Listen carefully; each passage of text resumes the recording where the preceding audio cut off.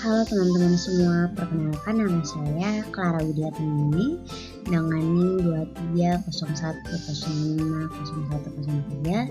Hari ini saya akan mereview kembali materi dari mata kuliah yaitu Pendidikan Pancasila.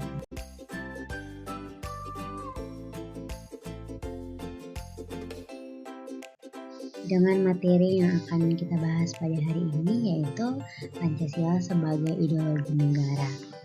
Untuk itu, selamat menyaksikan.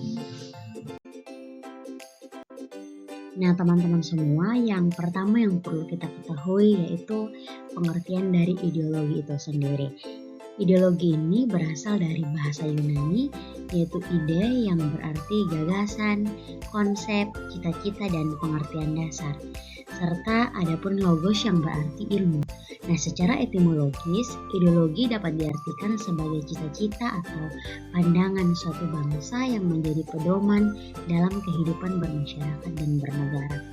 Dari pengertian di atas dapat disimpulkan bahwa Pancasila sebagai ideologi negara adalah Pancasila sebagai dasar sistem penyelenggaraan negara bagi seluruh warga negara Indonesia yang berdasarkan kepada cita-cita dari luhur bangsa itu sendiri. Setelah kita membahas pengertian dari ideologi Pancasila, selanjutnya kita akan membahas sumber historis Pancasila sebagai ideologi negara.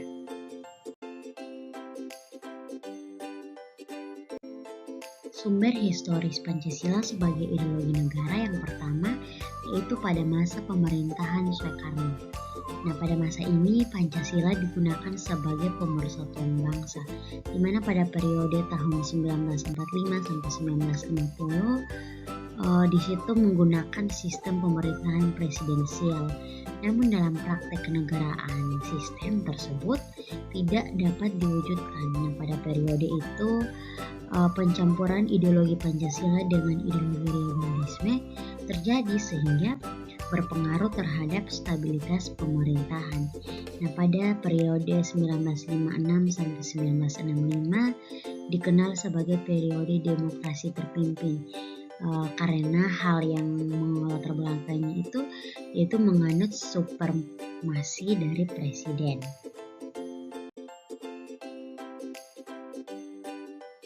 Sumber historis yang kedua yaitu pada masa pemerintahan Soeharto.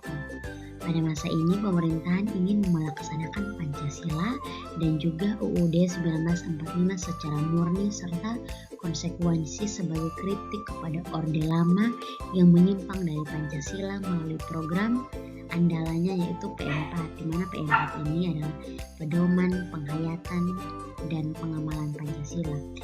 Adapun nilai-nilai norma yang terkandung dalam pedoman penghayatan pengamalan Pancasila atau P4 ini yaitu berdasarkan ketetapan Ekaparseti Pancakarsa itu ada 34 butir. Namun sayangnya pada keberlanjutannya Pancasila dijadikan sebagai asas organisasi politik dan organisasi kemasyarakatan. Yang ketiga yaitu pada masa pemerintahan Habibie. Pada pemerintahan Habibie mereka menghapuskan P4 dan tidak menjadikan Pancasila sebagai program prioritas. Nah, dikarenakan disibukkan dengan ketidakstabilan kehidupan bidang politik baik di dalam maupun di luar negeri. Nah, penghapusan P4 ini disertai pula dengan pembubaran BP7 atau Badan Penyelenggara Pelaksanaan Pedoman Penghayatan Pengamalan Pancasila sebagai lembaga yang bertanggung jawab memberikan penataraan P4 melalui Kepres nomor 27 tahun 1999 tentang pencabutan Kepres nomor 10 tahun 1979.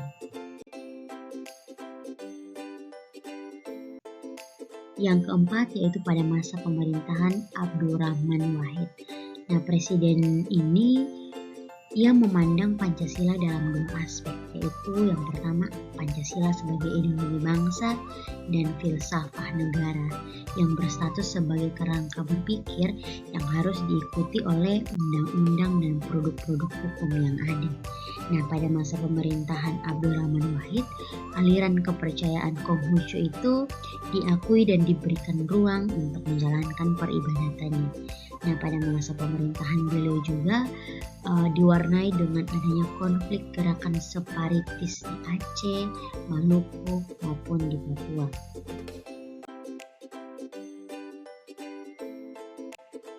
Yang kelima yaitu pada masa pemerintahan Megawati. Nah, pada masa pemerintahan ini menitik beratkan pemerintahannya kepada masalah ekonomi. Namun pendidikan Pancasila masih memiliki posisi lemah dikarenakan tidak dicantumkan sebagai mata pelajaran wajib di jenjang persekolahan. Sumber historis Pancasila sebagai ideologi negara yang keenam yaitu pada masa pemerintahan Susilo Bambang Yudhoyono. Nah, Susilo Bambang Yudhoyono ini pada saat itu belum adanya lembaga yang bertugas untuk mengawal Pancasila seperti yang diamandatkan dalam Kepres nomor 27 tahun 1999. Namun SBY menandatangani Undang-Undang nomor 12 tahun 2012 tentang pendidikan tinggi yang menginstruksikan pendidikan Pancasila sebagai mata kuliah wajib yang harus ada di perguruan tinggi.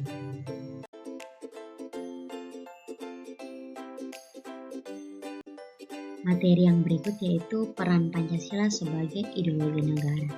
Nah, peran Pancasila sebagai ideologi negara ini memberi bimbingan kepada masyarakat Indonesia dalam menentukan sikap maupun tingkah laku mereka. Nah, nilai-nilai yang terkandung dalam kelima asas Pancasila tersebut dijadikan patokan atau aturan oleh bangsa Indonesia dalam berbuat hal-hal yang baik yang sesuai dengan nilai Pancasila dalam kehidupan bermasyarakat serta berbangsa dan bernegara. Nah, kedudukan nilai-nilai yang terkandung dalam kelima asas Pancasila tersebut adalah sebagai aturan tentang moral. Nah, oleh karena itu, pelaksanaannya juga harus berdasarkan pada keyakinan dan kesadaran si penggunanya ini. Setelah kita mengetahui peran Pancasila, selanjutnya yaitu fungsi Pancasila sebagai ideologi negara. Nah, fungsi Pancasila itu yang pertama yaitu berfungsi untuk memberikan kepada masyarakat Indonesia agar bisa mengembangkan sekaligus memelihara identitas bangsanya, yaitu bangsa Indonesia. Yang kedua yaitu memberikan pengawasan terhadap setiap perilaku masyarakat serta bersikap kritis terhadap berbagai macam usaha agar cita-cita bangsa yang ada di dalam Pancasila itu dapat terwujud. Fungsi yang ketiga yaitu mengarahkan seluruh bangsa Indonesia supaya bisa mencapai tujuannya, terutama yang berkaitan dengan cita-cita bangsa dan negara Indonesia. Yang keempat yaitu memelihara, memperkuat serta menyatukan semua bangsa Indonesia ini agar menjadi satu kesatuan sehingga persatuan bangsa Indonesia tetap terus terjaga dan mengurangi terjadinya konflik antara anggota masyarakat yang ada. Fungsi yang terakhir yaitu untuk dijadikan sebagai pedoman kehidupan berbangsa dan bernegara bagi bangsa Indonesia sehingga kehidupan bermasyarakat dapat dijalankan dengan penuh keharmonisan. Selanjutnya yaitu makna Pancasila sebagai ideologi negara. Nah, adapun makna Pancasila sebagai ideologi negara yaitu yang pertama, nilai-nilai yang terkandung dalam Pancasila itu dijadikan acuan dalam mencapai cita-cita yang berkaitan dengan aktivitas kehidupan bernegara. Makna yang kedua yaitu nilai-nilai yang ada dalam Pancasila itu adalah nilai yang berupa kesepakatan bersama dan bukan kesepakatan sebelah pihak dan menjadi sarana pemersatuan bangsa. Selanjutnya itu tentang visi Indonesia di masa depan. Nah, Pancasila sebagai ideologi negara sekaligus menjadi tujuan atau cita-cita terwujudnya kehidupan bernegara. yang tertuang dalam ketetapan MPR tentang visi Indonesia di masa depan, yaitu yang pertama visi ideal.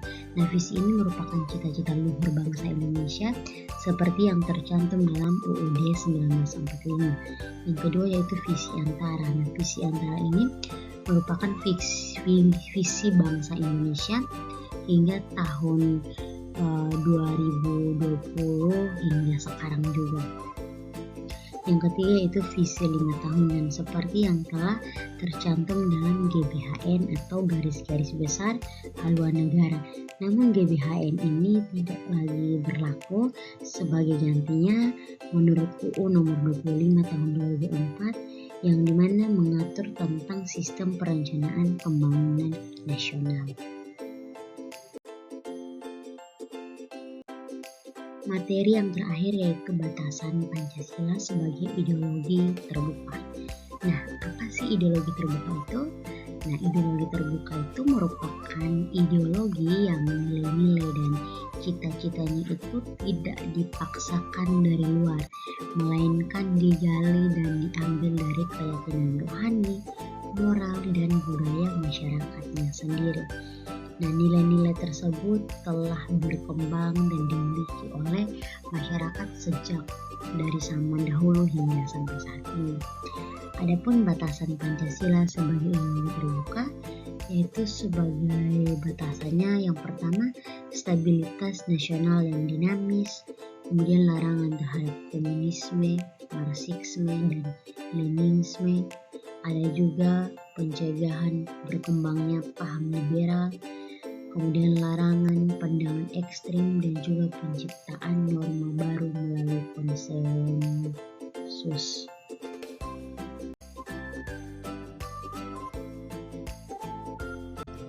Sekian materi yang telah saya paparkan di hari ini.